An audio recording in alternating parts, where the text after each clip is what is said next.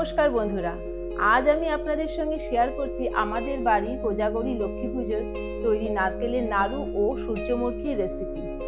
সূর্যমুখী হলো যে মুরগিটা সূর্যের তাপে তৈরি হবে। চলুন শুরু করে দিই। এখানে আমি 14টা নারকেল নিয়েছি। এবার নারকেলগুলোকে সব ফাটিয়ে ভালো করে কুড়িয়ে নেব।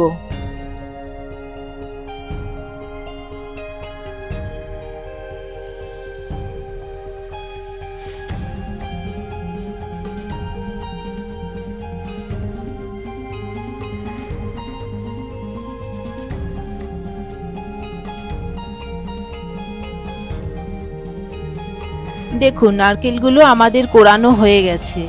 এখন এখানে কমালা নারকেল কোড়া হবে তা দিদিভাই মেপে দিচ্ছে।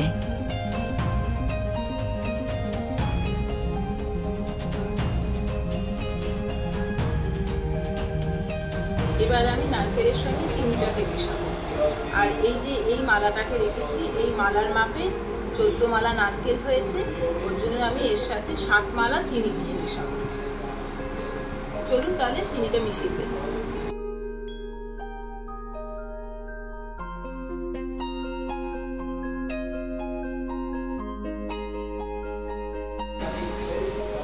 এই মাখাটা যত বেশি সময় ধরে মেখে রাখবো তত নারকেলটা মজে যাবে।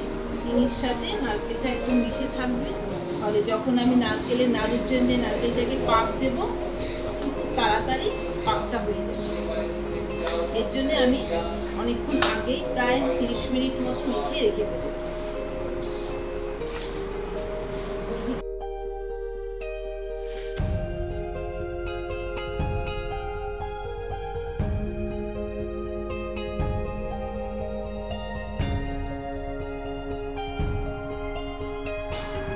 দেখুন মাখাটা কমপ্লিট হয়ে গেছে।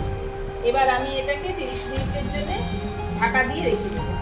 তারপরে নাড়ুটা আমি যেহেতু পুজোর জন্য নাড়ু করছি তাই ঠাকুরের বাসনেই সমস্তটা করছি, আর বারান্দায় ঠাকুরের স্টোভেই সমস্তটা অ্যারেঞ্জ করেছি। এখন আমি আঁচে কড়া বসিয়ে দিলাম, আর নাড়ুটা আমি 3 বারে করব, একবারে সমস্তটা করব না।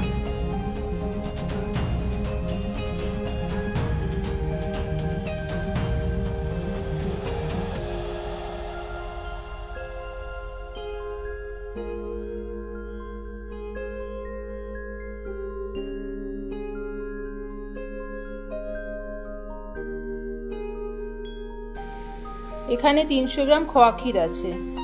এই খোয়া ক্ষীরটাকে আমি প্রথমে হাত দিয়ে ভালো করে গুঁড়ো করে নিচ্ছি, পরে এটা আমি নাড়ুর সাথে মিশিয়ে দেব। সেটা আমি পরে আপনাদের সঙ্গে শেয়ার করছি।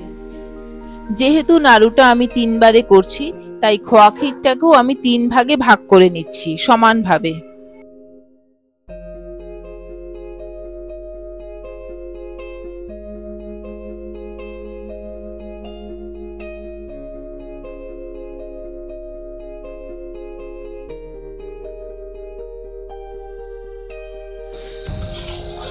খোয়া ক্ষীরটা দিয়ে নিলাম। এবার এতে নাড়ুটা পাকটা আরো টাইট হয়ে যাবে এই খোয়া ক্ষীরটা দেওয়াতে।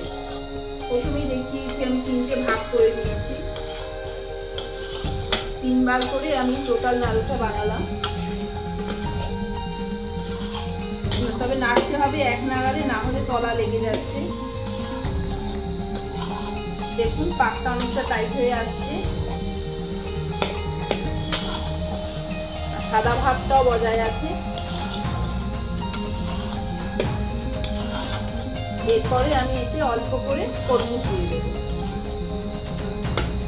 আগে এটাকে ভালো করে নাড়িয়ে দিই, পাকটা আরেকটু হবে। যখন একদম খুন্তি যখন নাড়াতে পারবো না তখনই বোঝা যাবে যে এই পাকটা পুরোপুরি কমপ্লিট হয়ে গেছে, তখন কর্পূরটা দিয়ে দেবো। এর আগে এক পার্টের নাড়ু আমাদের হয়ে গেছে, এটা সেকেন্ড পার্ট চলছে। পাকটা কমপ্লিট হয়ে গেছে। এবার আমি এতে কর্পূরটা দিয়ে দেব। কর্পূরটা কিন্তু খুবই যত সামান্য দিতে হবে, না হলে তিতো হয়ে যাবে। এই হলো মাপ। এটাকে একটু গুঁড়ো করে ছড়িয়ে দিচ্ছি। এবার আমি আঁচটা বন্ধ করে দিচ্ছি। আমাদের নাড়ুর নিয়মটা হচ্ছে আমরা শিলে বেটে নিই। পাক দেওয়ার পরে পাকটাকে আমরা শিলে বেটে নিই, যাতে এই পাকটা আরো মিহি হয়ে যায়। দেখুন পাকটা একদম মিহি হয়ে গেছে। তারপরে আমরা নাড়ুগুলো গড়ে নিই।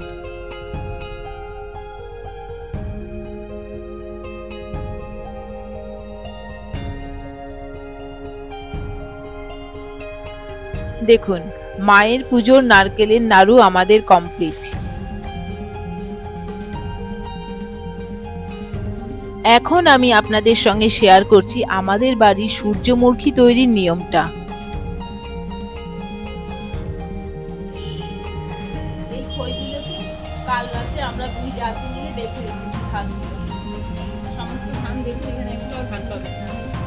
ধানগুলো আমরা বেছে রেখেছি, আর এখন এই খইটাই মেলে দিচ্ছি। একটু রোদে গরম হয়ে যাবে।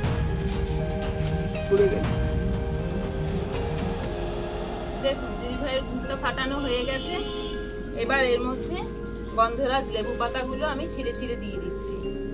এই লেবু পাতার সেন্টেই কিন্তু মুরগিটা খুব গন্ধযুক্ত হবে, সাথে খেতেও খুব ভালো লাগবে।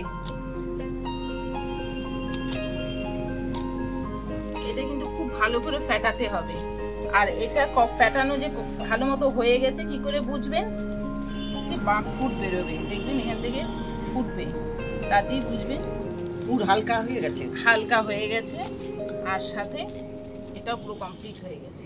দুধটাকে আমি এর মধ্যে ভালো করে ঢেলে দেব, আর এই খইটা দিয়ে ভালো করে মিশিয়ে দিতে হবে। তারপরে রোদে এটা শুকোবে, খড়খড়ে হতে হবে, না হলে কিন্তু খই মজে যাবে, একদম নরম হয়ে যাবে খই, খেতেও ভালো লাগবে না, দেখতেও ভালো লাগবে না।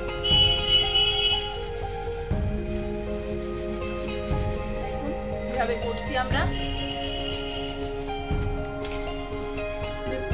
খইয়ের সাথে দুধটা বেশিরভাগটাই মিশে গেছে।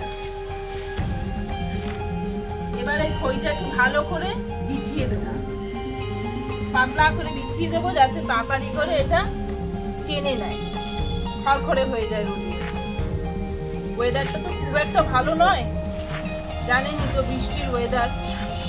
তাও তো ঠাকুরের কৃপায় আজকে একটু রোদ পেয়েছি, তার জন্য মুরগিটা দিতে পারছি।